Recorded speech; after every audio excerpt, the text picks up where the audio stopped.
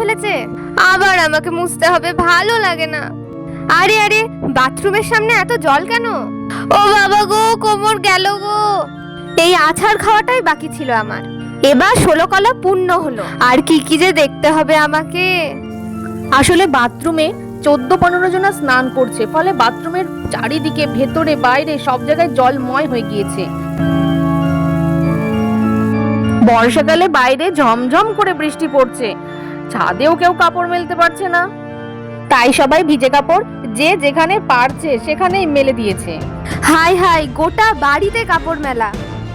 বর্ষাকালে বিয়ে দেওয়ার এ তো আর এক ঝামেলা, সহজে এ কাপড় শুকাবেও না, সারাদিন মাথার উপর ঝুলবে এখন। তারপরে আবার কি বিচ্ছিরি গন্ধ ছাড়ছে। বর্ষাকালে বিয়ে হবে বলে মিলি যতটা আনন্দ করছিল, মিলির মনে বিয়ের আনন্দ ধীরে ধীরে ততই দুঃখে পরিণত হয়ে গেল। আর ভাল লাগছে না, গোটা বাড়ি জলময়, কিচকিচে কাদাময়, ভিজে কাপড়ে কাপড়ময় হয়ে উঠেছে। আর সহ্য করা যাচ্ছে না, সারাদিন গাধার মতো খাটুনি খাচ্ছি। একে কি বিয়ের আনন্দ বলে? আর মেহমানদেরকে দেখে তো মনে হচ্ছে সবাই এক একখানা খাবার গেলার মেশিন, যখনই দেখো হাঁ করে আছে খাবার খাওয়ার জন্য। মনে হয় অর্ধেক ভারতের লোক এখানেই চলে এসেছে। সব কাজ সেরে মিলি ঘরে শুতে গেল, কিন্তু ঘরে গিয়ে দেখে এ কি, তার বিছানা জুড়ে মেহমান শুয়ে আছে তো। হাই হাই, এখন শুভ কোথায়? আপনাদের জন্য গেস্ট রুমে জায়গা করা হয়েছে তো ভাবি, ভাইকে নিয়ে ওখানেই যান। মিলি, তুমি দেখোনি গেস্ট রুম তো আগেই ফিল আপ হয়ে গেছে, বাড়ির কোনো ঘরেই জায়গা পেলাম না। আর মেহমান হয়ে তো মেঝেতে শুতে পারি না, আর তোমার ঘরটাই একমাত্র ফাঁকা পেলাম। দুটো দিন তো একটু ম্যানেজ করো, আমরা কি আর রোজ রোজ আসবো? এই কি দুরবস্থা! মিলি সারাদিন খাটাখাটনি করে একটু ঘুমোবে বলে এসেছে, বিয়ের আনন্দ দূরের কথা, সারাদিন ওকে কাজ করতে হচ্ছে। রাতের ঘুমটাও কি সবাই কেড়ে নেবে তার কাছ থেকে? হায় হায়, এখন কি হবে? মিলি সারা দিনের ক্লান্তিতে আর চোখ তুলতে পারছিল না। অগত্যা সে সোফায় গিয়ে বসলো, কি আর করবে। বেচারি আর বসে থাকতে পারছিল না, তার চোখ ঘুমে বন্ধ হয়ে আসছিল।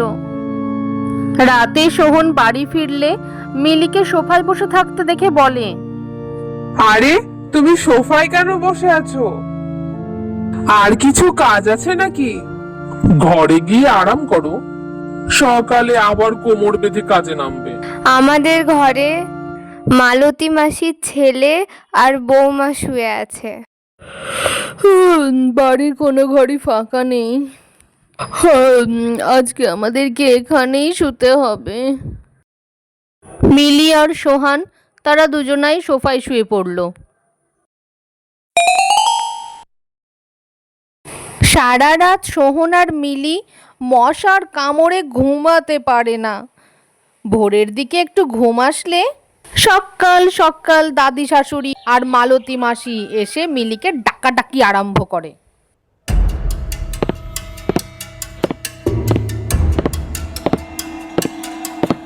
হাই হাই, সূর্য মাথার উপর উঠে গেছে আর বাড়ির বউ নাকি পড়ে পড়ে ঘুমাচ্ছে। কি যুগ রে বাবা, বিয়ের বাড়িতে সব লোকজন খালি পেটে বসে আছে।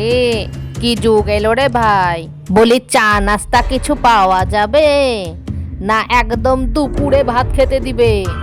বলিহারি বুদ্ধি তোমার বৌমা, এতক্ষণ পর্যন্ত শুয়েছিলে তুমি?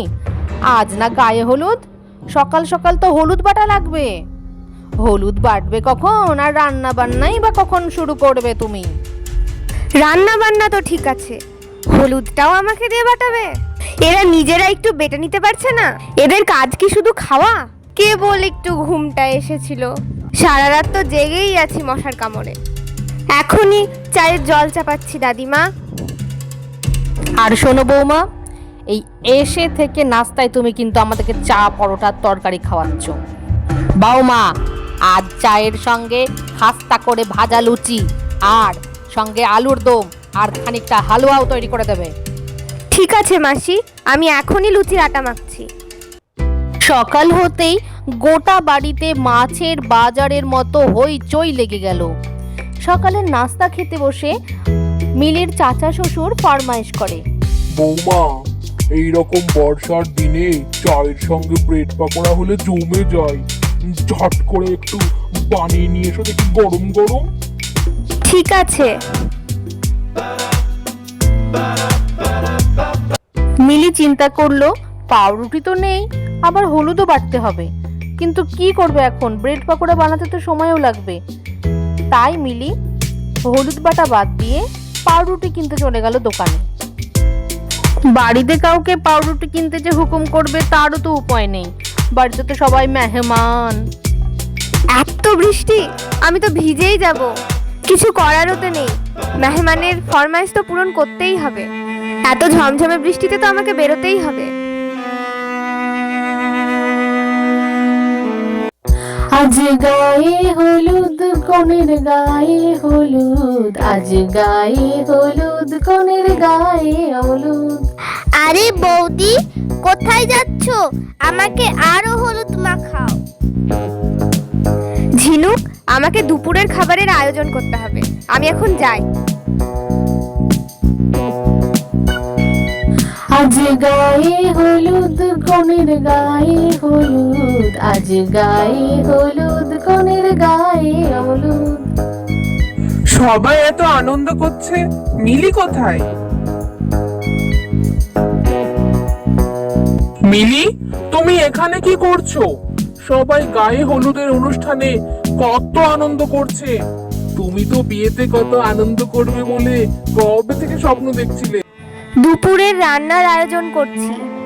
আজ তো আবার পাড়ার লোকেরাও খাবে এই বাড়িতে, তারপর তো আবার মেহমান আছেই, তাই আরো অনেক তরকারি কাটতে হবে।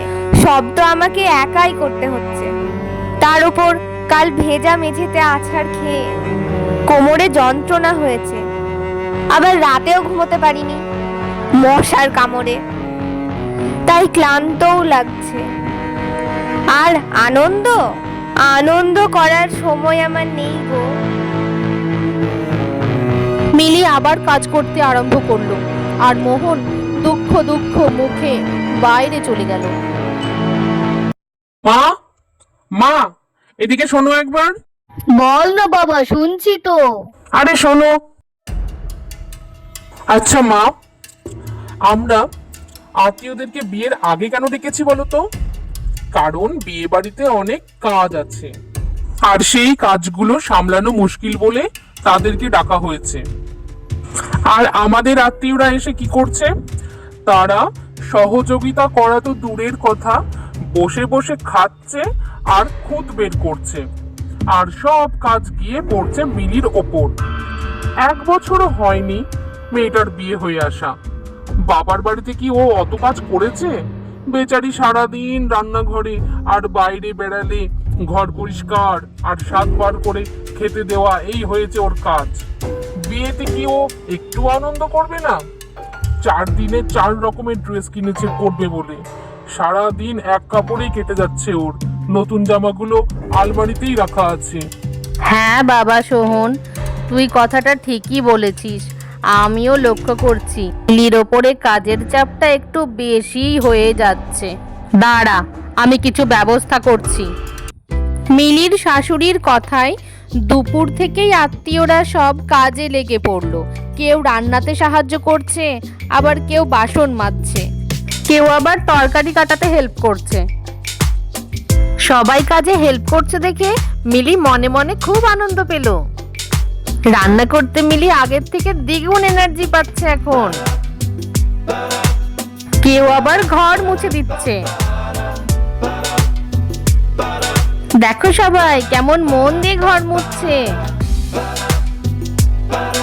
আরে ঘর মুছতে মুছতে তো গোটা বাড়ি চকচকে করে ফেললো। সবাই মিলে কাজে সহযোগিতা করায় কাজ তাড়াতাড়ি হয়ে গেল, এবং মিলি নতুন ড্রেস পরে বিয়েতে আনন্দ করতে লাগলো। আর ওদিকে ঝিনুক মনে মনে খুব খুশি হলো, তার বৌদি তার বিয়ে অ্যাটেন্ড করতে পেরেছে অ্যাট লাস্ট। আর মিলিকে দেখো, মিলির তো আনন্দ ধরছেই না, কি নাচ করছে দেখো মজা করে। আজ গায়ে হলুদ কোনের গায়ে হলুদ, আজ গায়ে হলুদ কোনের গায়ে হলুদ, ভালো করে হলুদ মাখা সুন্দরী কোনেকে, ভালো করে হলুদ মাখা সুন্দরী কোনেকে, একটু শুনবি না যদি বারণ করে। পরের দিনও এইভাবেই মিলিকে সবাই আবার সাহায্য করলো। একজন তরকারি কেটে দিল, কুটকুট করে সব তরকারি কেটে দিল, তো আরেকজন বাসন মেজে দিল, ঘ্যাচ ঘ্যাচ ঘ্যাচ করে সব বাসন মেজে দিল। মিলিও জলদি জলদি হাত নাড়িয়ে রান্না করতে লাগলো। আবার কেউ ঘরও মুছে দিল। অবশেষে ঝিনুকের বিয়ের দিন চলেই আসলো। আজ সবাই খুব আনন্দিত হয়ে আছে। ঝিনুকের রাস্তায় একটা বাচ্চা মেয়ে গোলাপ ফুল ছড়াতে ছড়াতে যাচ্ছে।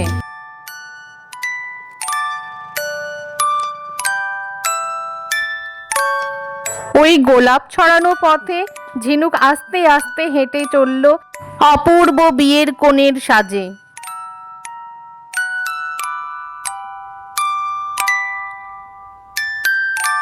বর বউয়ের বসার জায়গাটা খুব সুন্দর করে সাজানো হয়েছে।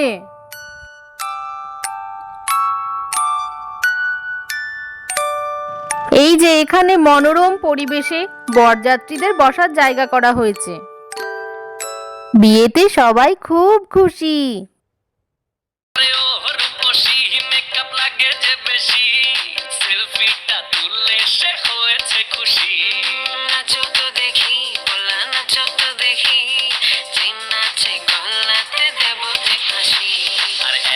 মেজাজি হলে কি করে হবে, নাচতে এসেছি আজ আমরা সবে, নুপুর পায়ে দিয়া তুমি নাচো রে, কন্যা যে বধূ সাইজা,